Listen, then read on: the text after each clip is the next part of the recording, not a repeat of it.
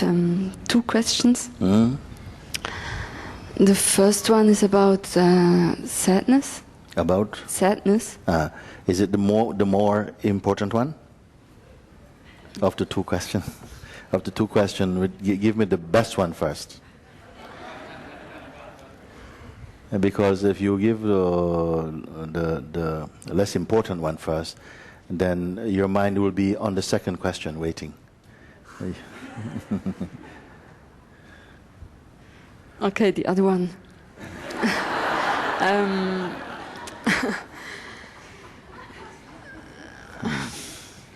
The other one is about relationship.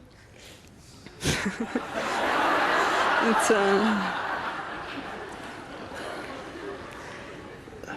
I think this is the important. Yes. The relationship and then the sadness.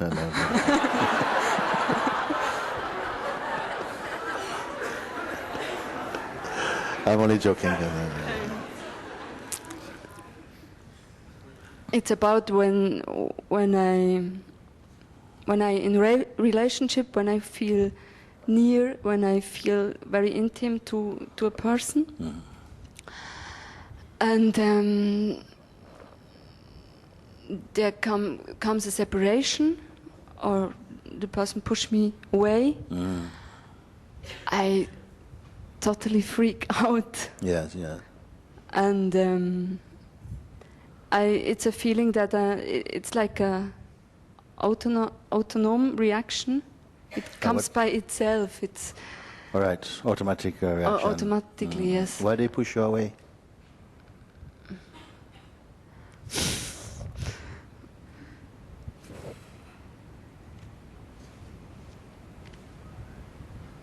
Because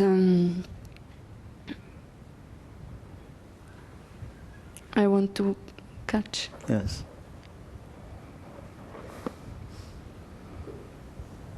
You want to hold something.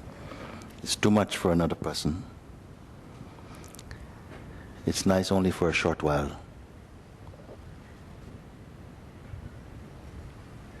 It's nice only for a short while.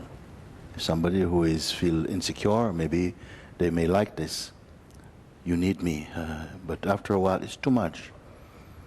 You must not try to catch anybody. You're not a spider. It's a reaction that comes inside because something feels maybe you are not worthy enough by yourself without any technique. You see? And so it feels that then already it's not such good ground. You must be aware of this. Not that you can be automatically strong like that, but relationships also offer some opportunity to discover what is true and discover what within ourselves is so quick to compromise. And you see.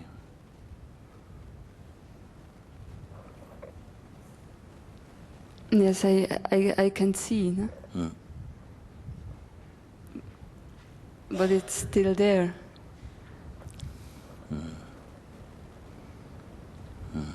Then you must, then it's a good thing you come to satsang, because then you can begin to look at this tendency to cling, or to be maybe a fear of rejection or something like this, or in relationships, doesn't work on trying. Like you try so hard to make it doesn't work like that. It don't work. There has to be a freedom. There has to be an inner strength, a clarity, a wisdom, all of these things. You see? It doesn't work on, how much you give. I give so much. It's not the payment. And how much you try and you talk and it don't work. It pushes people away because this is too beautiful to try. Something must come and it must be there as a freedom. And if you are aware of this, and somehow intuitively you know when to allow space, and all this will come. But I believe you must also make use of this insight. You have come now, you see there is something that feels, I need to hold this thing. See? And it's the same thing with freedom also. Sometimes you feel, as soon as you realize the true state, you're true, you feel the immensity of being, and something goes, how can I keep it? And this one is the same one in the relationship also. How I can keep it? You see? How are you going to keep? Relationship is not something to keep. It's to be enjoyed out of your freshness. And in your strength you find that everything becomes more pure. Everything wants to be with you when you're empty of intention. You know, too much intention creates tension. You see, when you are empty from this need, from any kind of need also, and this is not an arrogance, it means just in your natural state of being. You don't need to be approved of, you know. You don't even feel you need to be loved even.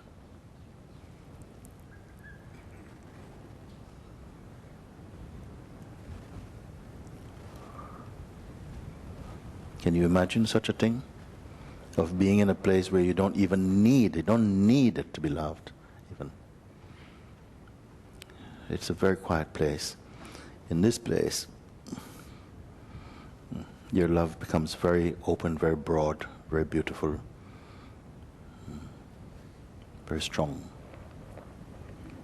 But for now, I'm not asking you to jump over this thing. I say, look at what it is that feels anything good, I must grab it.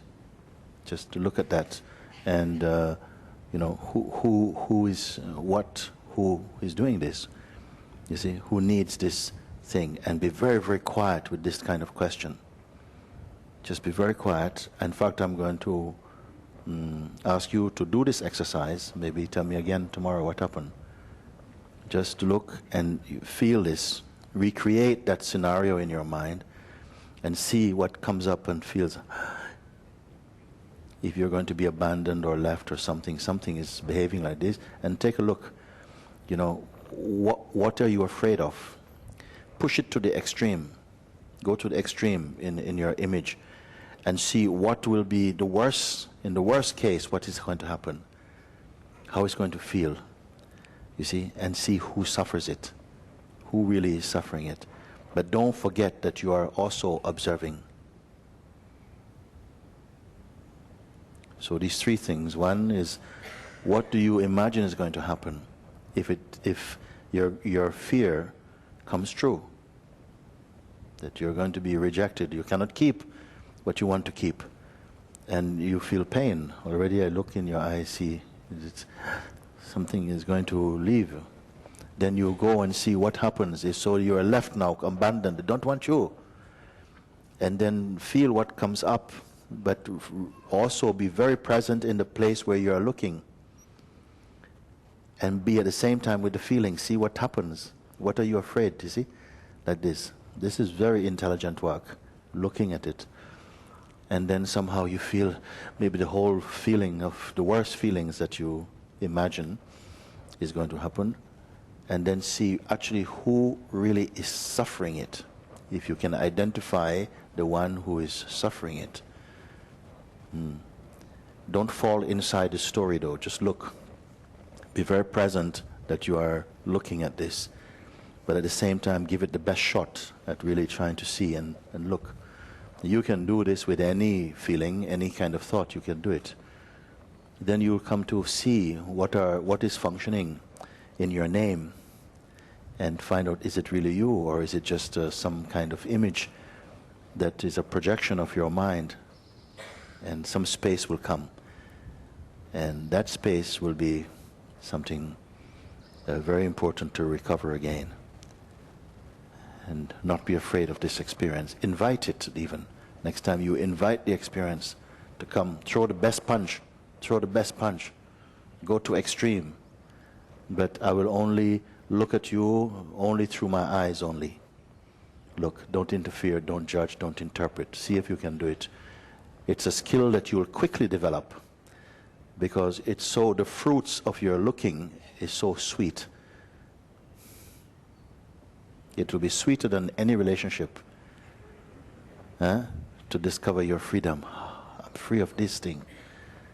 It wasn't that I need this thing, but what more important, that I see that I'm free of the need to be this.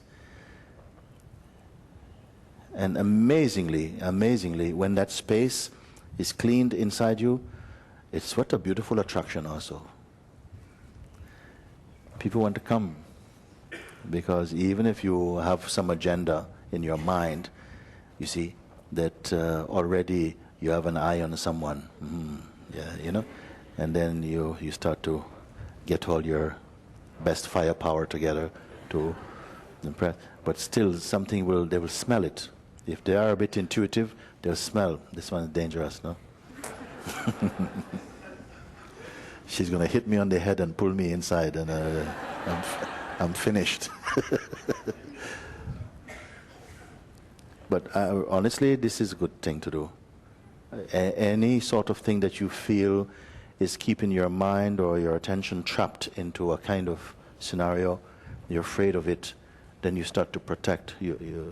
We protect our fears and our attachments like this, the sense of vulnerability. And it's not a good way to go through life at all, as you know. I don't have to even tell you like that. Because it takes so much energy, you see. So this is a way to go through these things. So if you like, if you've really understood what I'm asking, then look at it. I don't know if you're able to do it outside of the actuality of the situation, but some people can do it. They can really represent and create their worst case scenario of suffering or something, and they can really be present and watch what happens inside. If you are able to do this, it will be a very good exercise for you. And please come give me some feedback, what you have found. Okay, yes. I think I can. Yes. Yeah.